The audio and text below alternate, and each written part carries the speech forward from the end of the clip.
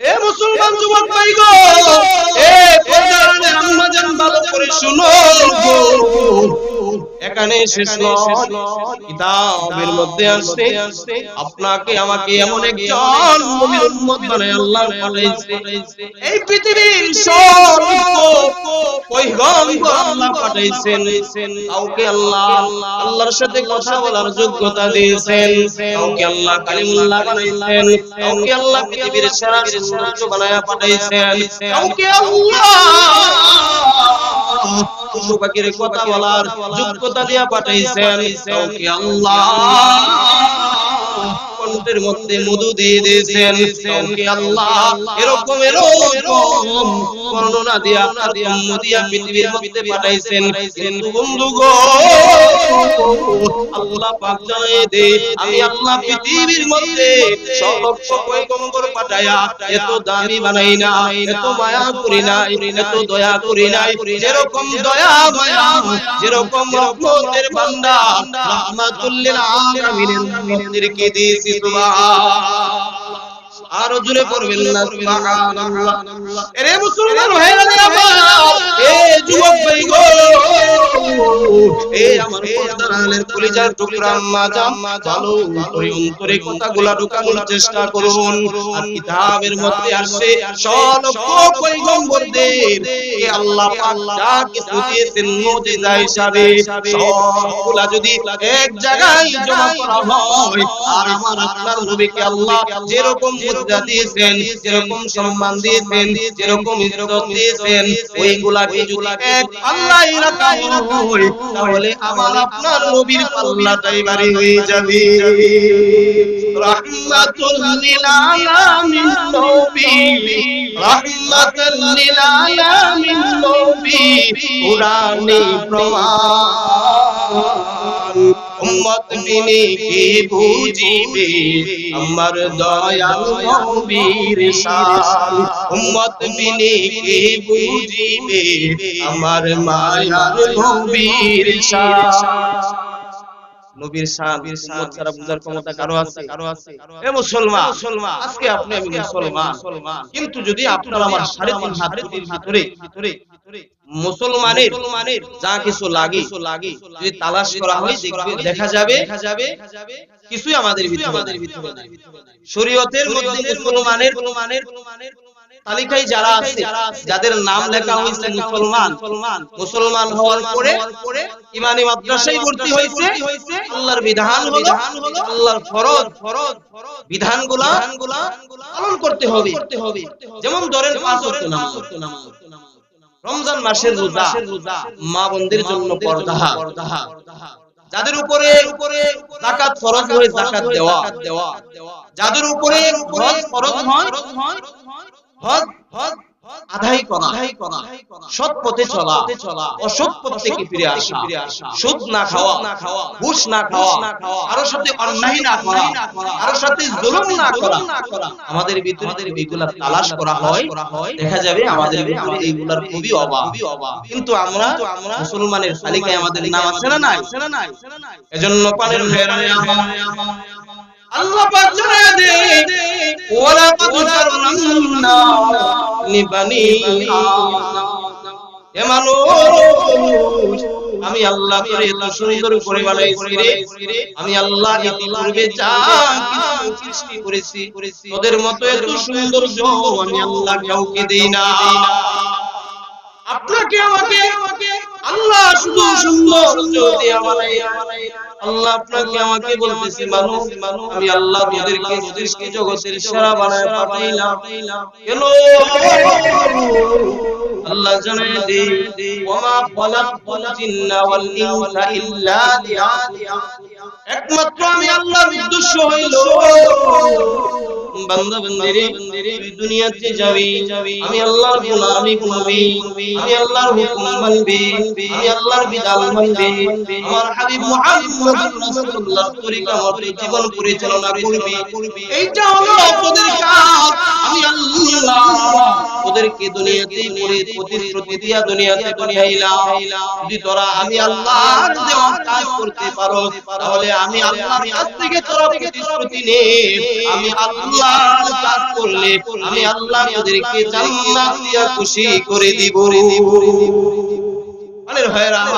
আমার আলোচনা এটা না বুঝানোর জন্য একটা উদাহরণ দিলাম দেখেন আমরা কেমন নবী যেই নবী 63 বছরের ভিতরে একদিন মিথ্যা কথা বলে না চিল্লায় পড়ে সুবহানাল্লাহ আরো জোরে পড়া যাবে না সুবহানাল্লাহ যেই নবী কোনোদিন কারোর জন্য বদদোয়া করে না নবীকে এত অত্যাচার নির্যাতন করা হয়েছে নবীজির অভিভাবক দাদা যখন ইন্তেকাল করলো নবীজির দায়িত্ব পড়লো চাচার কাছে চাচা নবীজির সব কিছু সামলাইতো বাহিরের অভিভাবক ছিল চাচা চাচার ইন্তেকালের পরে ঘরের অভিভাবক নবীজির প্রিয় স্ত্রী হযরত খাদিজা রাদিয়াল্লাহু তাআলা আনহা উনিও কিছুদিন পরে মারা গেলেন তারপরে নবীজি আক্রান্ত মন নিয়ে দুধমা হালিমা রাদিয়াল্লাহু তাআলা আনহা দেশে চলে গেলেন তাইফে যাওয়ার পরে নবীজি যখন দ্বীনের দাওয়াত শুরু করে দিলেন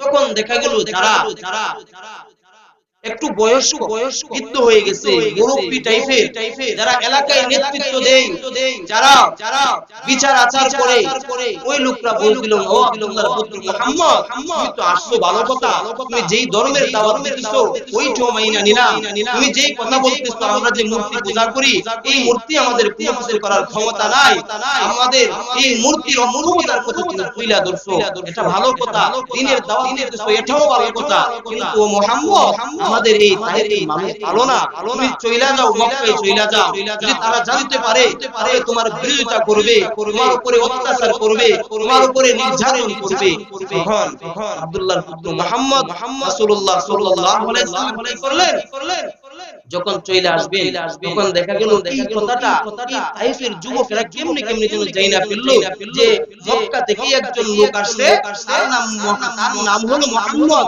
সে আয়েশা আর কালিমার দাওয়াত দিতেছে তখন যারা একটু বিশৃঙ্খলা করে যারা একটু পাতলা টাইপের যারা একটু শয়তান মেজাজের এরকম মানুষ যারা আছে মুরব্বি টাইপের বৃদ্ধ হয়ে গেলে মুরব্বু হয়ে গেল শয়তানি ছাড়তে মনে চায় না ওই লোকেরা বলতেছে এই এলাকার যুবকেরা ও তাইফের যুবকেরা তোমরা কই আসো ওই দেখো মুহাম্মদ সে আমাদেরকে কষ্ট করতেছে আমাদের মূর্তির বিরুদ্ধে কথা বলতেছে তাকে তোমরা মারো তাকে তোমরা আঘাত করো এই কথা শুনিয়া আমার নবী মুহাম্মদুর রাসূলুল্লাহ কি করলে এই কথা শুনিয়া নবীজি দৌড়তে লাগলেন তাদের হাত থেকে রক্ষা পাওয়ার জন্য কিন্তু রক্ষা তো পাইল না তাইফের যুবকেরা এই বড় বড় পাথর হাতে নিল নিয়া নবীজিকে আঘাত করতে শুরু করে দিল নবীজি বলতে লাগলো তাইফের যুবকেরা তোমাদের সাথে তো আমার কোনো বিরোধিতা নাই আমি তো তোমাদের কোনো ক্ষতিও করি নাই তোমরা আমাকে আঘাত করতেছো আঘাত করার কারণ কি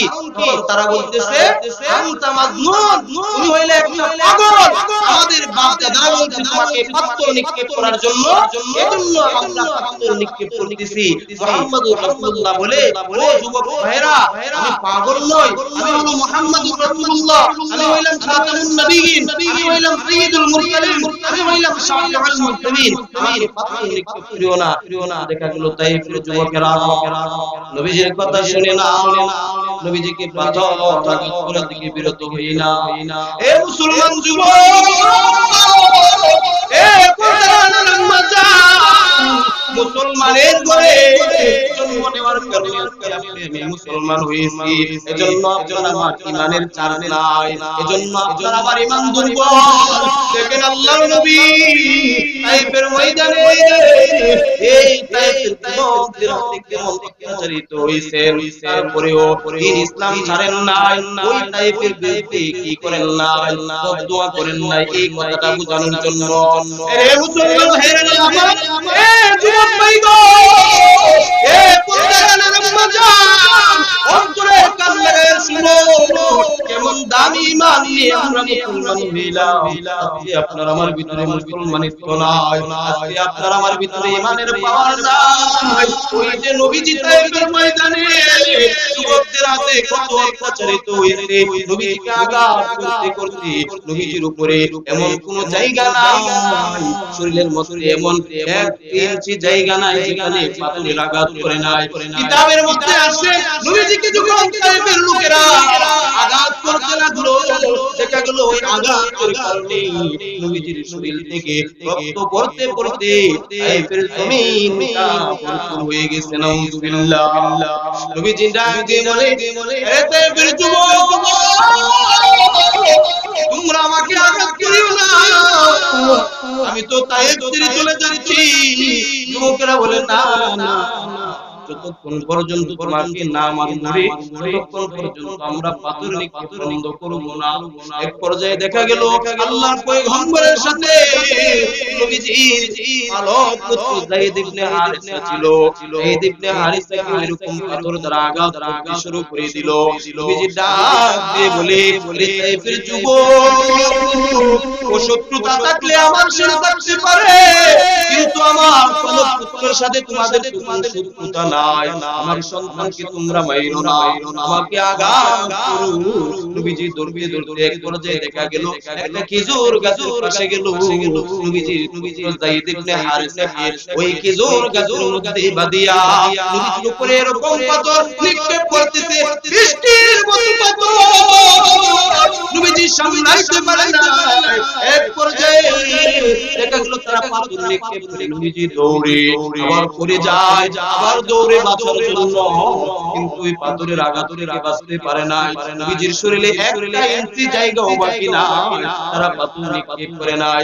এক পর্যায়ে দেখা গেল আল্লাহর পয়গম্বরের উপরে এত পাথর নিক্ষেপ করা হয়েছে, নবীজি পাথরের তলে পড়ে গেছেন। তখন ওই নাফরমানরা বুঝতে পারলো মুহাম্মদ বুঝি মারা গেছে। তারা তখন নবীজিকে ওইখানে ফেলে দিয়া তারা চলে গেল। ওই দিক থেকে দেখা গেল খেজুরের বাগান থেকে একজন বেদিন দৌড়ে আসিয়া বলতেছে, নবীজির বুকের মধ্যে হাত দিয়ে বলতেছে, মুহাম্মদ মরে নাই, মরে না, মুহাম্মদের উপর হাতটা তো এখনো আছে, তৎপর করতেছে। তখন বাগান থেকে কিছু আঙ্গুর সংগ্রহ করিয়া ওইগুলার রস খাওয়ায়া আমার আপনার নবীর মুখে যখন দিল, তখন নবীজির হুঁশ ফিরা গেল। পাথরে নিক্ষেপ অজ্ঞান হয়ে গেছে। নবীজি যখন হুঁশ ফিরে পেল, তখন ডান দিকে তাকাইলো, তাকায় দেখে হযরত জিবরাইল আমিন নবীজির পাশে বসা। নবীজি ডাক দিয়ে বলে, রে জিবরাইল, আমার এত বড় বিপদ গেছে, তুমি আমাকে বাঁচানোর জন্য আসো নাই, আমাকে তুমি সাহায্যের জন্য আসো নাই। রে জিবরাইল, তুমি এখন কেন আসছো? জিবরাইল ডাক দিয়ে বলে, নবী গো, আপনাকে যখন তায়েফের যুবকেরা অতর্কিত বৃষ্টির মতো পাথর নিক্ষেপ করতেছিল গো, ওগো নবীজি, আমি তখন সপ্তম আসমানে ছিলাম।